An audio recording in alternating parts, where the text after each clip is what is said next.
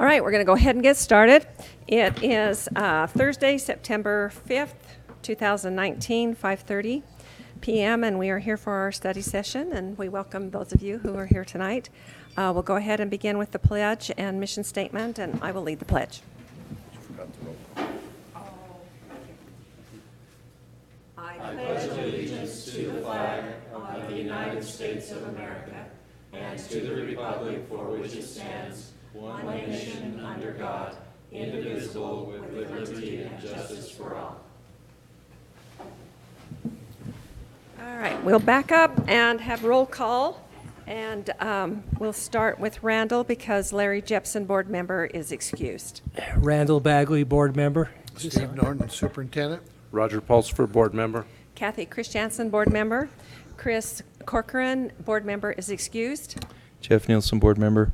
Terry Rhodes, board member. And Dale Hanson, business administrator. Okay, thank you. All right, any public input?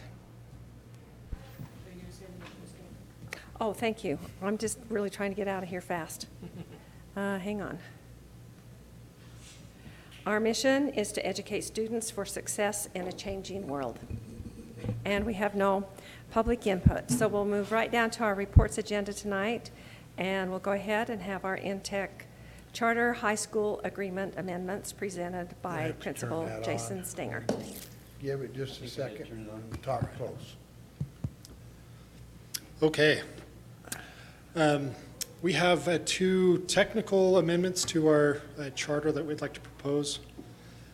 Cache District is our authorizer, and so we need to have those approved by this board. The first is a name change. Rather than InTech Collegiate High School, starting next year, we'd like to be InTech Collegiate Academy as we look at adding 7th and 8th grade in future years. And the other is a technical change as well in Representation 9. Originally, our charter said we didn't have any waivers from the state, and that was true. We've since received a waiver from the state for some graduation requirements, and this would just allow us to add that as an appendix to our charter, so we always have a reference for you. So those are the two technical changes that we'd propose. Any questions for me about those?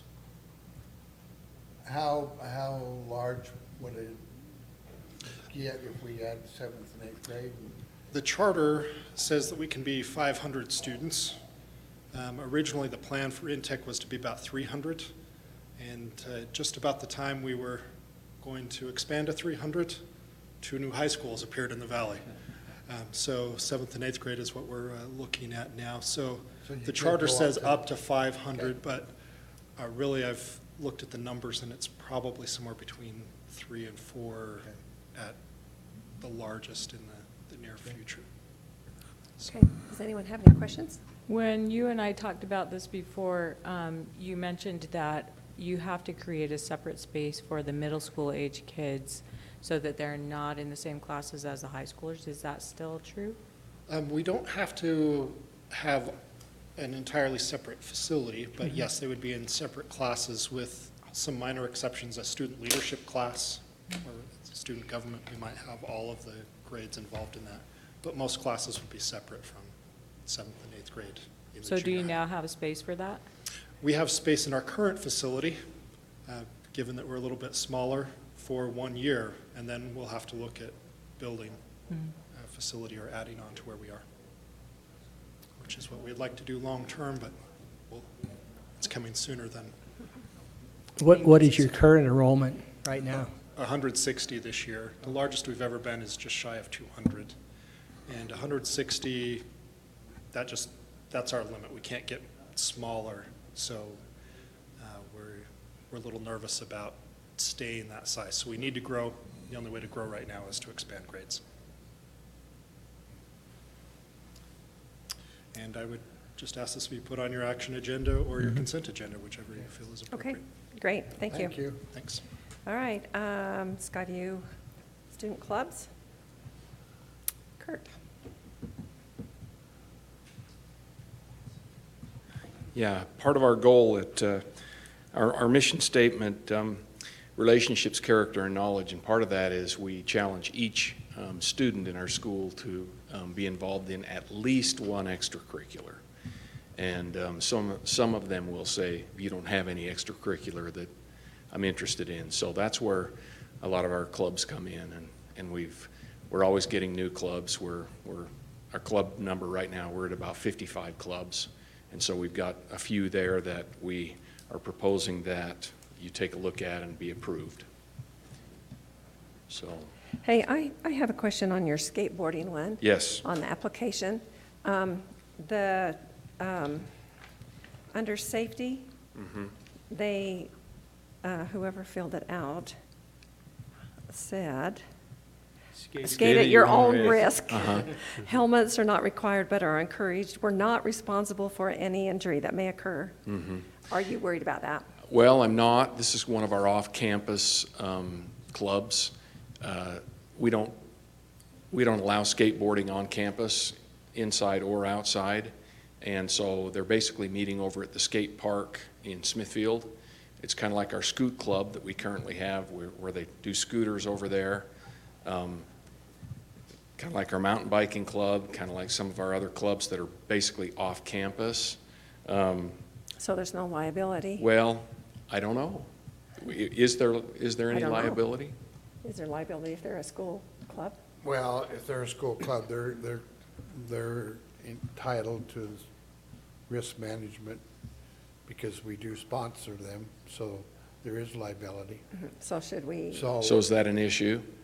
Well, I think that without question, any of these activities that we have that are sponsored, we ought to lay down the rules that indicate you will have a helmet. Okay. And those kind of things, because I don't think you're going to get away with just saying, skate at your own risk. Okay. Yeah. I was just kind of worried about that. 'Cause I Okay. just didn't know what the I liability was gonna was. bring that up too.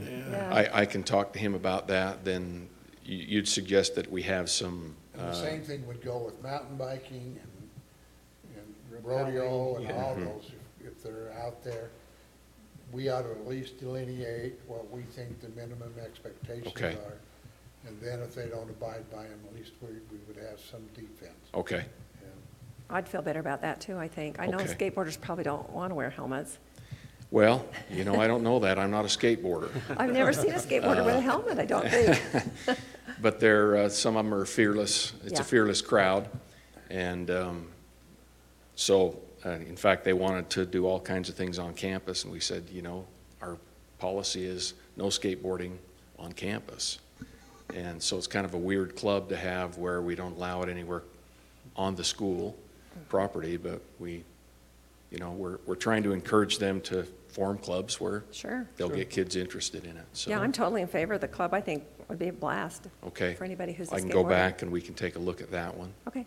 So do we need to go back and look at all clubs I think so, yeah. in the high schools and make sure? Let me they- take a look at our others, because we've got several others that are probably in the bicycle same Probably category. says the same thing. Yeah, I would imagine when they were younger, their parents required them to have helmets, so. well, some parents, Oh, some parents not so Okay. much.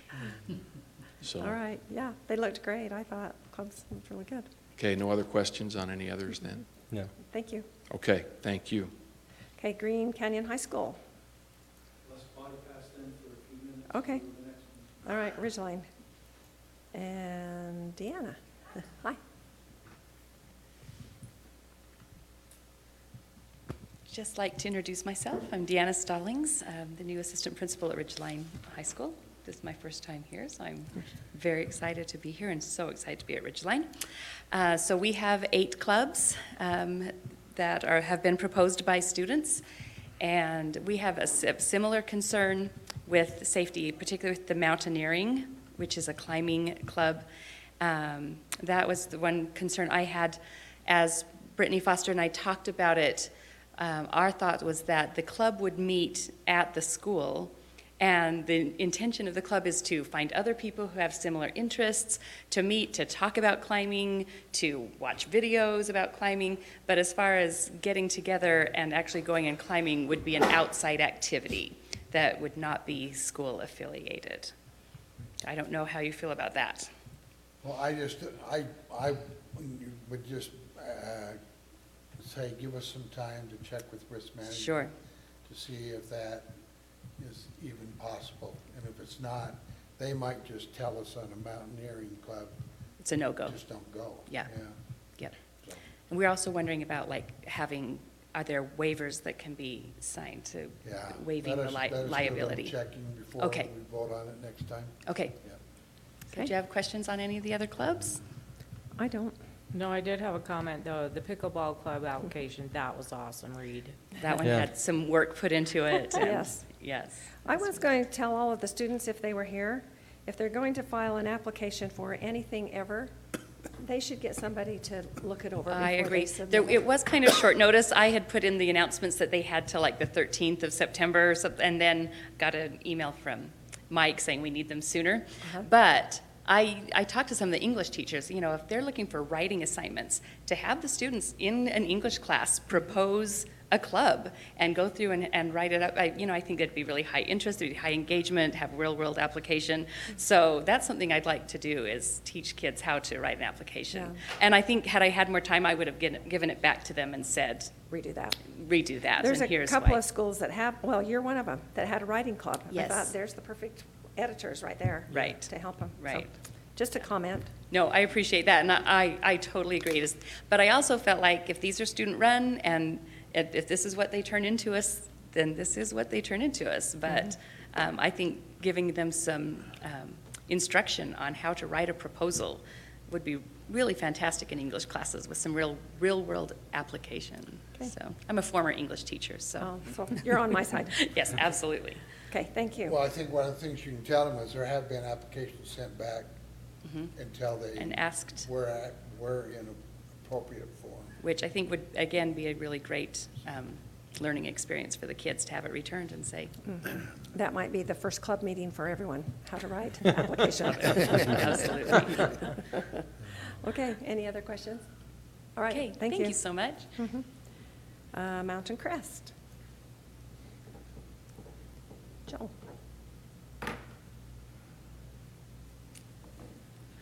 Hi, Joel Winkler representing Mountain Crest. Not the first time in front of the board, but the first time as an administrator, so appreciate you listening. We have 3 clubs that were proposed. The one is an authors club, and then we have a drone club and an RPG club, which is role-playing games, not other RPGs. So role-playing games. Any questions about those 3 clubs? I didn't have an attachment for the drone club. Did The anybody drone else? club, No, Or- that's Same with just the application. It Or the didn't have- role-playing club didn't Yeah. have one either. RPG Oh, yeah, one. there was just the, the Authors Club was the only one that had actually an application for Okay. us. So maybe you could just send that out next time. Those not get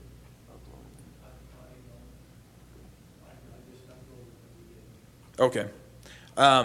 You just got the main form, the club application form, but there's nothing that explains about it. What The they're gonna club do. itself. Purpose and goals, yeah. Okay, I can certainly send those out and get those with you. I thought that they were all good to go. The drone club, I'll just explain a little bit about the 3 clubs then. The drone club is just an extension of some of the activities that they're doing in their classes. Justin Buse runs some of our classes that way, and so the kids want to gather and experiment and do more with drones. We have some drones as a school already, so there's some equipment already that they can use. And then I think some of the kids have their own equipment that they would like to use with that. The RPG club would be role-playing games like Magic the Gathering or Dungeons and Dragons or other board games and things that I don't really understand. But also, it would be them getting together and bringing their own games from home and, essentially just using the space of the school to gather and play those games. And then the Authors Club is the one that you do have attachments. I love their safety concerns. Did you read it? Yeah. Paper cuts are the Paper only safety cuts. hazard, so the best Yeah. thing we can do to solve this issue is to have Band-Aids on hand. Yeah, that's Yeah, good. I thought that was Awesome. good. And it's good that that one was the one that you got, because that was the well-written Yes, it was well-written. application, which would make sense for authors. Yeah. And the RPG and drone clubs maybe are a little lacking, but I will send those along. So. Okay, that sounds great. Any Okay. further questions? Okay, thank you. All right. I'm also next on the agenda. Okay, yeah. Awesome. If we want to move to that one. Yes, Yeah. let's. Okay, so I'm also here to present a small change to the trust land, adjustment from the portion that we had set aside for class reduction. We're looking to move just $5,000 of that to pay for Habitudes, which is a freshman mentoring program that we're running with our freshmen. Any questions about that? Okay, so this is the first time that I've seen that. When I looked at it before, I guess I didn't realize that it was written right in the thing. But is that 10% or less of the budget? Yeah, it's For that, less than okay. 10%. It's 5,000. I don't have any questions then. All righty. Okay, we'll go ahead and pass that. And just, I've been asked to remind everybody to try and spend your money by February.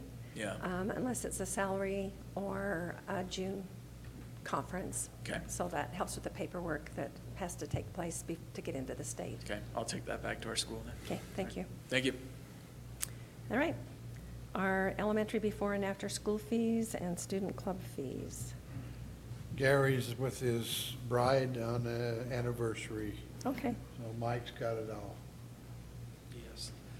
I can go over Green Canyon's clubs if you'd like me to quick, to a point. Okay. Okay, but he had, Randy'd be here with all kind of excitement because he likes all these school clubs. And he has 9 of them Yeah.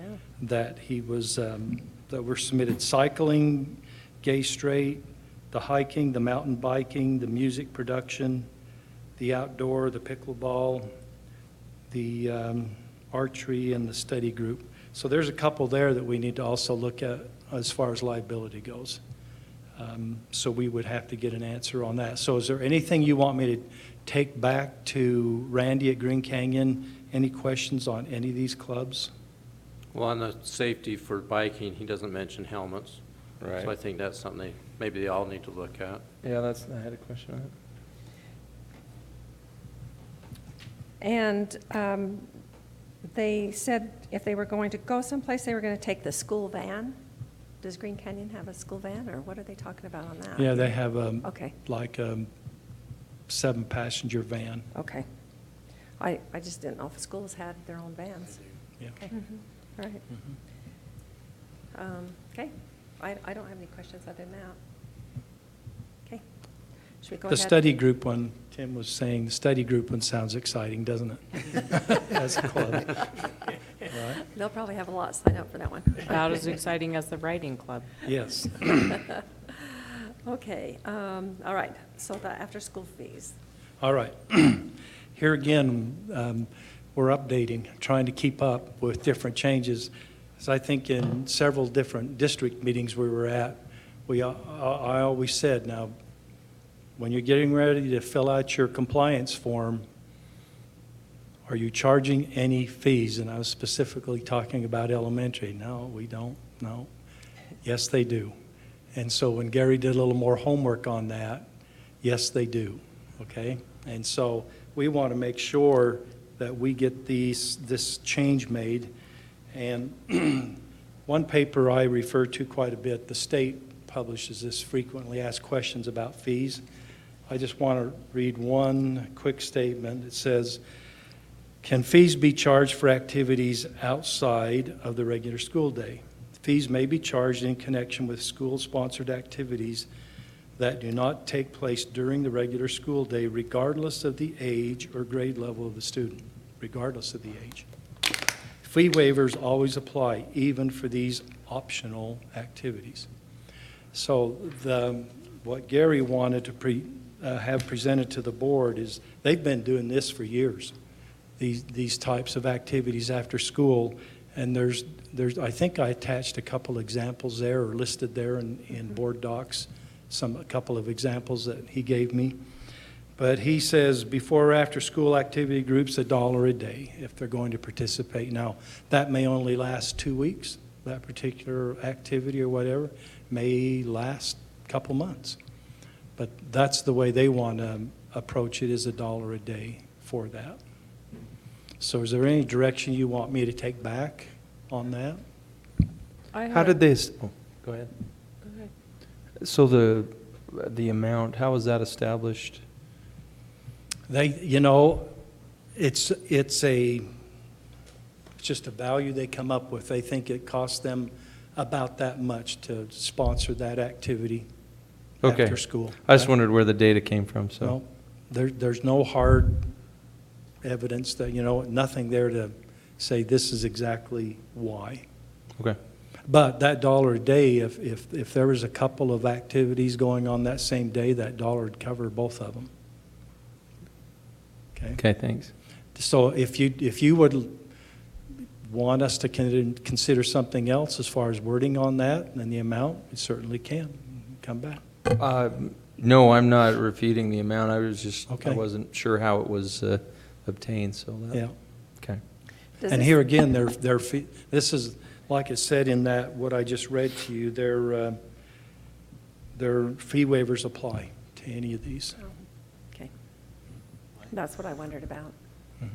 Isn't there something there that just says no fees can be charged at the elementary level? Or It can be for before and after school. it does allow After that, school. yeah. And that's why I just read that. It says for any grade, you can, for after school or before school. You can do that.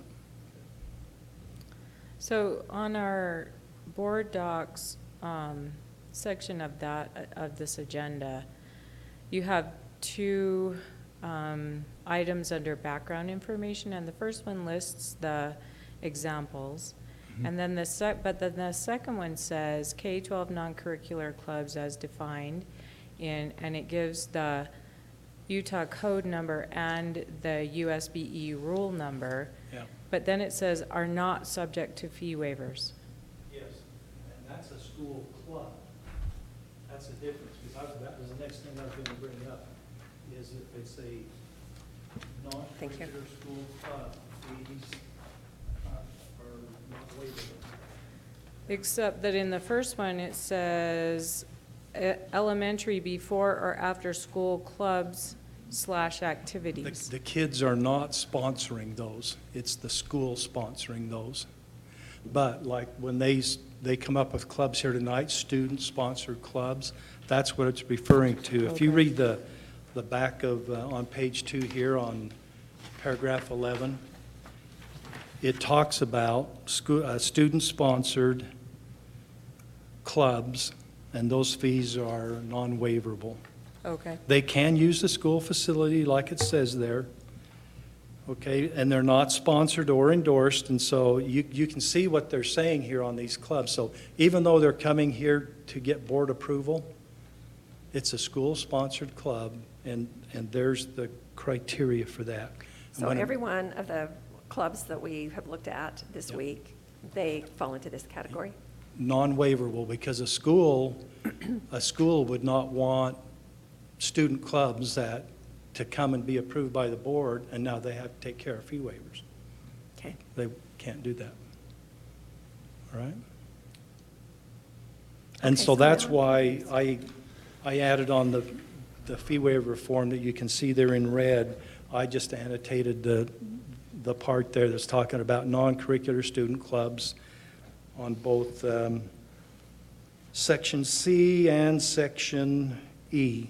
Now, the middle school, I'm not aware of anything that they do there for school clubs, but I still made a reference to it, to the high school section in E on that. On the examples that are listed for the elementary clubs and activities, it doesn't list the Mountain West Strings. Is that a private, or is it, so how does Mountain West Strings fit into our elementaries? This is district-sponsored, Okay. so it is one of our programs, and it would meet all fee waiver requirements because it is school-sponsored, and that's the way I read that. Even though it's before school? Yeah, it's before school, but here again, we're actually paying for the program Okay. and everything. So it would be one of those on the list of examples. Yeah, and that's extension of the curricular day, I guess, part of that too. But if there's a fee for that is, I would consider that to be waivable Okay. on it. Okay. Anybody have any other questions? Okay, thanks. Okay. This has kind of been a nightmare to get this all done, but you've done a great job. Yes, but we're getting close. And I will give you just an update on the, part of the law requires that we publish on the web pages every sport activity or whatever and itemize the cost. We're really close now to publish that. Schools about have everything filled out where the maximum is listed, and then it's listing everything that's fitting underneath that maximum. So we're hoping within the next week, we'll turn the button on, and then that'll be live. So Those is that forms. when parents will start coming to the school and saying, They'll be able to see it, the full, what's that fee paying for? And it's itemized enough for Dale, so in another year, he has to account for those by an itemized, we've itemized it that way. You'll be able to, it'll all be right there. have you noticed an increase in requests for fee waivers so far? You know, I'm not living it. I don't know. I've got a little bit of feedback that they felt like there was an uptick in band fee waiver requests in one particular school, but I haven't heard anything more. And I know that you've asked me at last board meeting to get a little more information from parents. Do they feel like fees are hindering their children from participating? And so we're just trying to work through how we're going to come up with that Okay. information. All right, thank you. Okay? All right, and the code of conduct, is that you also? That was supposed to be Kurt McCrae. Oh, He's not here. I talked to him earlier today. so what should we do about that? Has everybody read it? Just, okay. All right, we will check on that then. On the board president report, I just took an item out of our handbook to kind of remind everybody what our responsibilities are. And there are 6 that are listed there, but there's also a Utah code that has more. And this is accurate, that code is accurate because Terry looked up all of the changes and we got it reprinted in our handbook. So if you want to see more of what our responsibilities are, those are there. And then there's a couple of things. All right, so last week was our Truth in Taxation meeting, and when Steve and Dale and I met, we felt like we need to change the format of that if we possibly can, so we're not voting on the issue the same day that people come here to express their opinions. I agree. And so there has been a Utah standard or something, that's the way that you do it, but it has changed. So how do you feel about, from now on, we have the Truth in Taxation public input meeting 1 week, and then we vote on it the next instead of not the same time? I agree. I think that would be better. That would be a lot better. Okay, do we have to vote on that, or we can just say that's the way we want to do it? Let's do it. Okay. Then,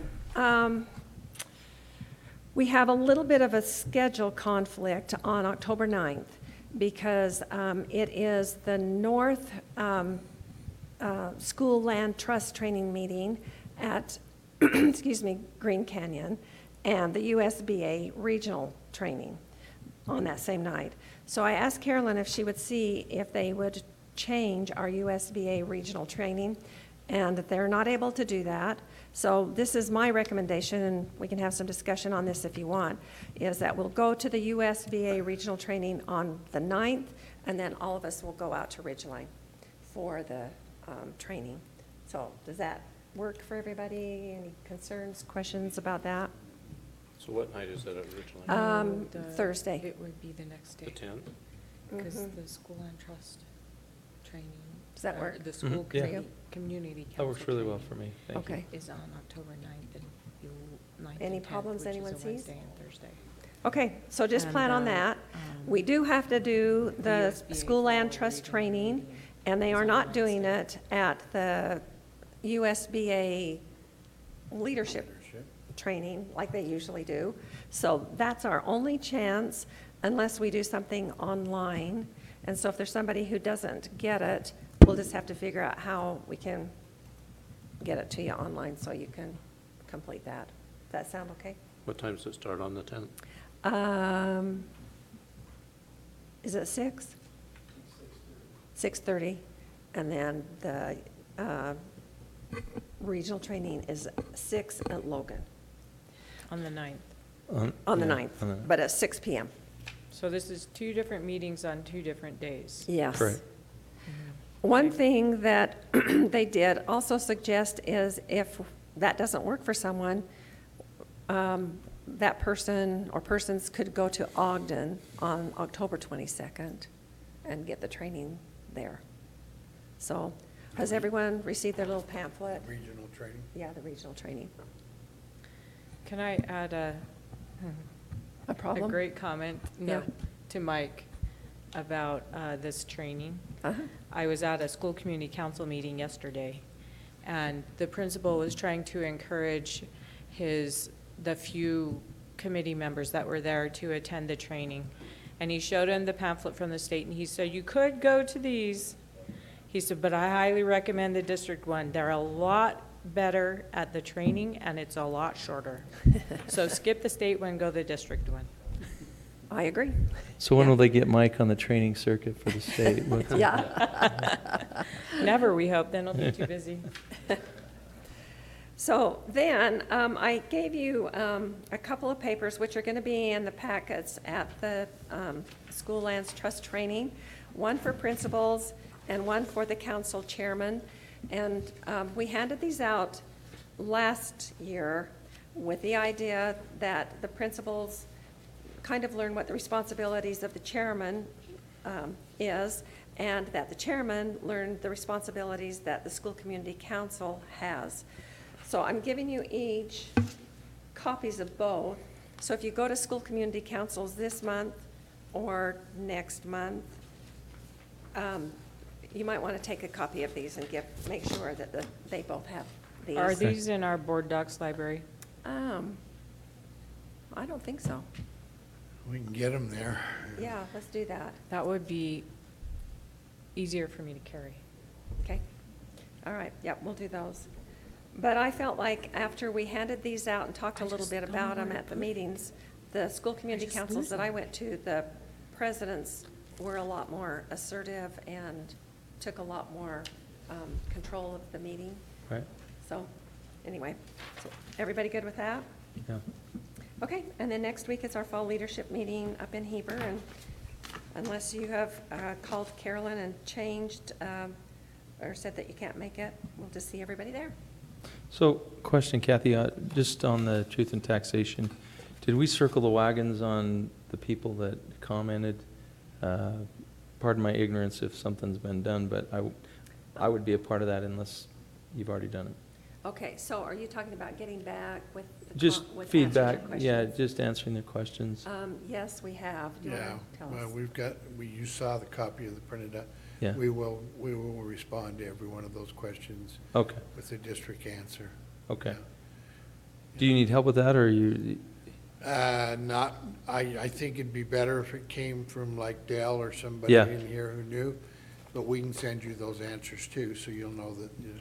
okay, I appreciate that, thank you. You got the printout with the questions, right? Yeah, mhm. Everybody? Okay. Then Kurt McCray just walk Okay. in if you want. All right. Yeah, we're just speeding along so fast, you didn't think we'd get to you this soon, did you? No, I didn't. Am I okay right now? Yeah. All right, let me just pass these down. This is the same policy in the right format. And congratulations on getting through the agenda so quickly. And I promise I won't slow it down too much. But I do need to bring to the board for their consideration this code of conduct policy. And this code of conduct policy came out of legislation in our last legislative session, so 2019.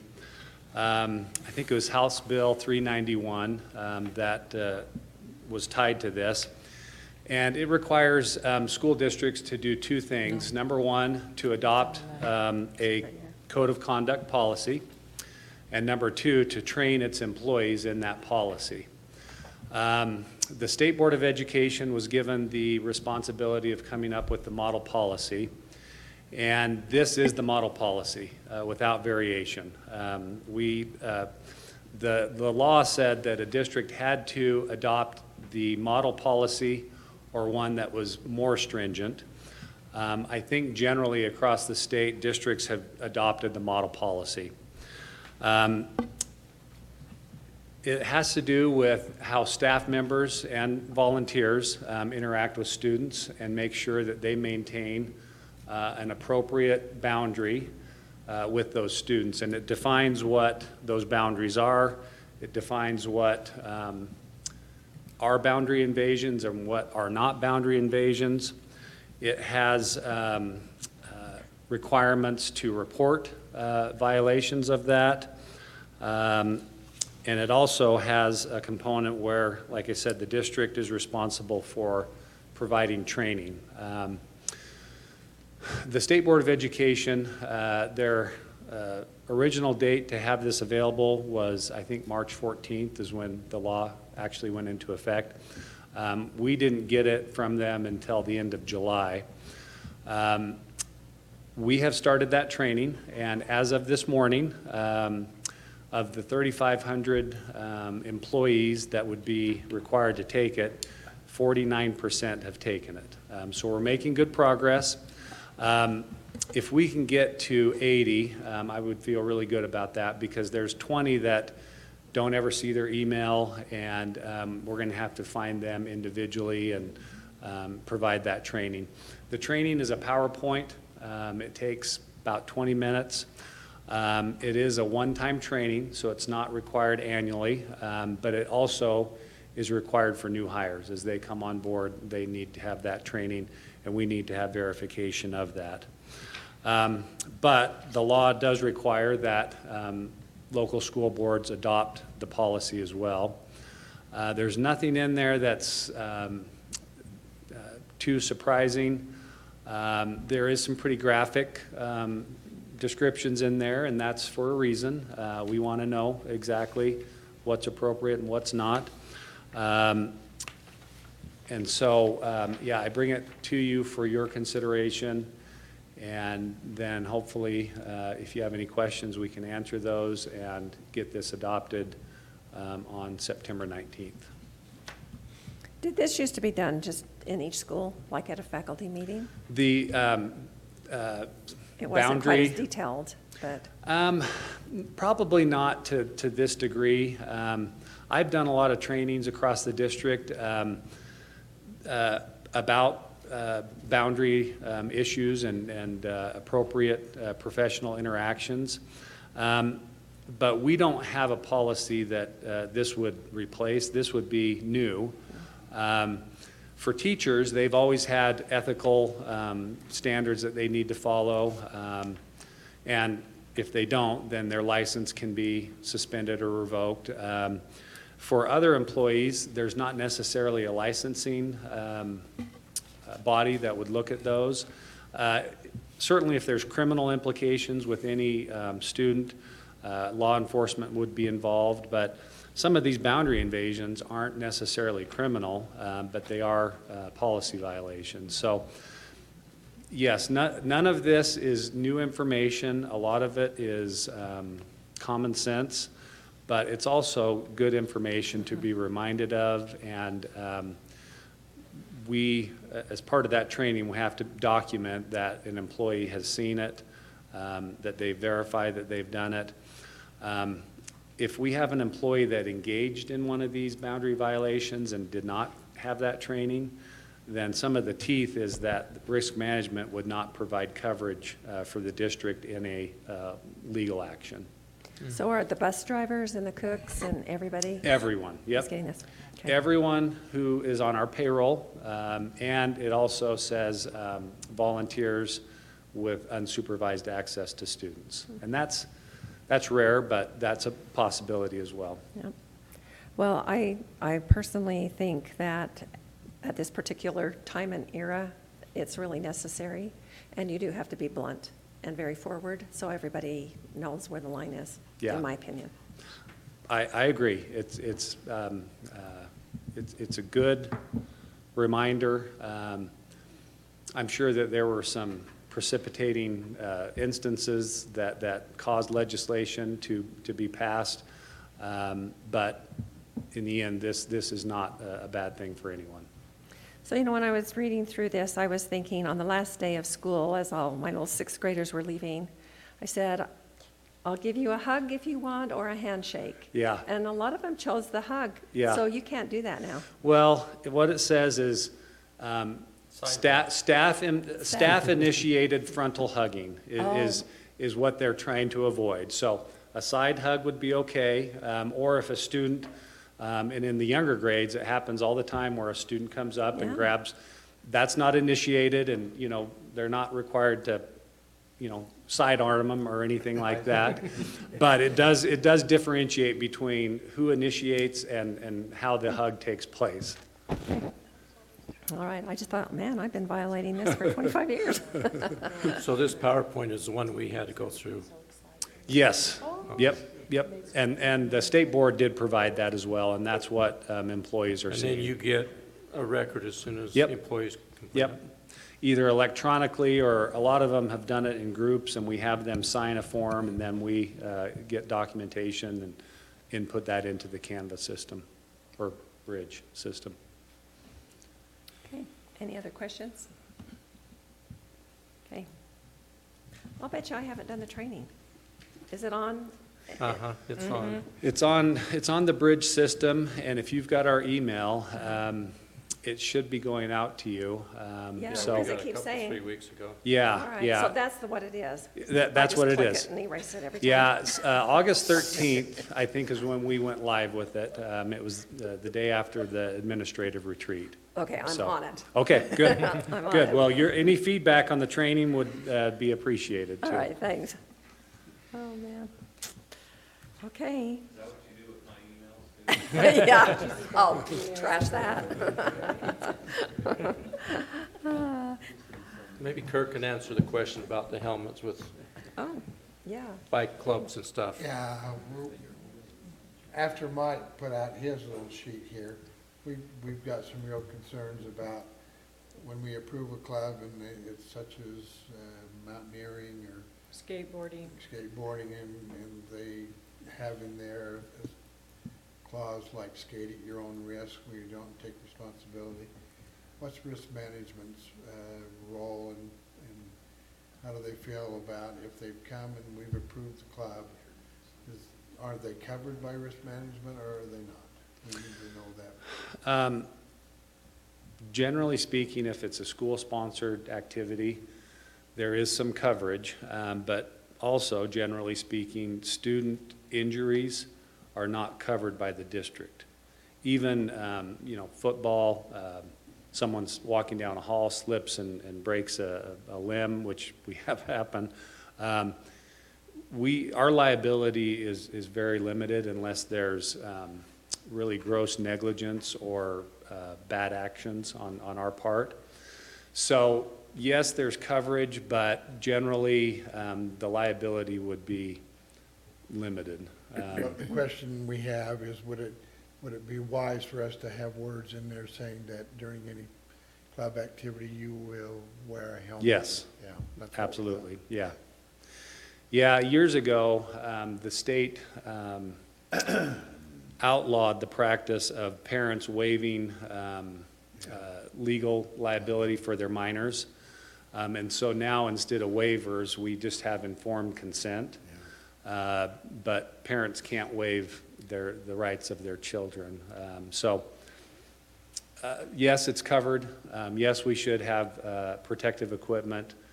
Yes, we can still be sued, and we may or may not prevail depending on the facts. Yeah. Okay. Does the state publish a list of these kind of activities you should not be involved in? And if they do, what do we do? There's only a couple of identified inherently dangerous activities that the state has said don't sponsor this. Rodeo is one of those.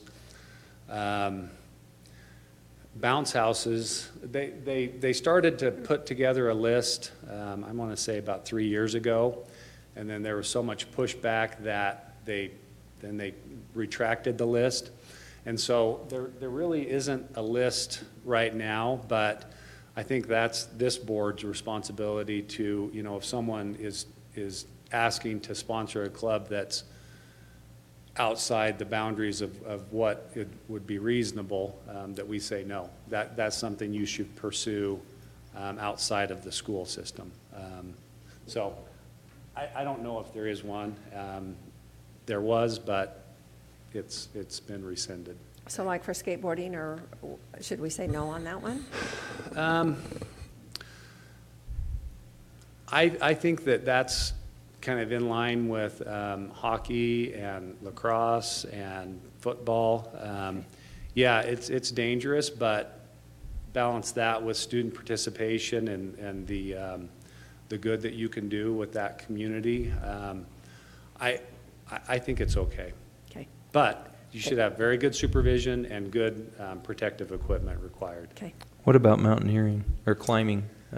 That's one that I would probably say don't do. Climbing walls where it's a controlled environment, I would say, you know, that could happen. But outside mountaineering on natural surfaces, I would say no. Okay, thank you. Yep.